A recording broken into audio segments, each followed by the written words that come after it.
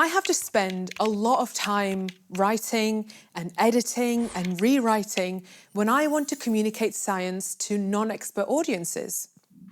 It certainly can be challenging to write understandable and engaging texts on scientific topics, but I think it is worth it.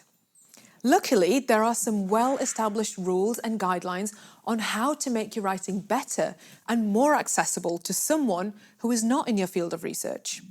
In this video, I am going to introduce the most important ones.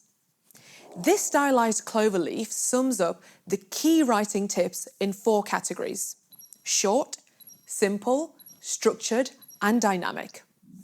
This means consciously avoiding complexity. So keep your sentences short if possible, and also keep it simple. Use commonly used expressions and avoid jargon. If you want to say osteosarcoma, use bone cancer instead. Myocardial infarction, just say heart attack. And if you do really have to use a technical term, explain it. To illustrate numbers, give them context by using relatable examples. How large is the moon compared to the size of the Earth? Well, if the Earth is an orange, the moon is approximately as big as a walnut.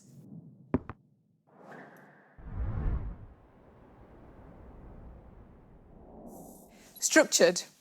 This means being clear about the logical structure of your text or presentation. Keep your paragraphs short, particularly when publishing on digital forums such as blogs and websites. For longer articles, use subheadings. Giving an overview before you present your data can also be helpful. Keep your text dynamic. It will come to life if you follow 2 important stylistic rules. Use verbs instead of nouns. Instead of measurements show, try we measured. Write an active voice where possible. How about writing samples were measured and analysed as opposed to we measured and analysed the samples? Doesn't that sound much better? Also, examples with illustrations often make text livelier and easier to understand. One last tip to improve your writing style is to consider the editing of your text as an important part of the process. It is always best to edit with fresh eyes. And the best part?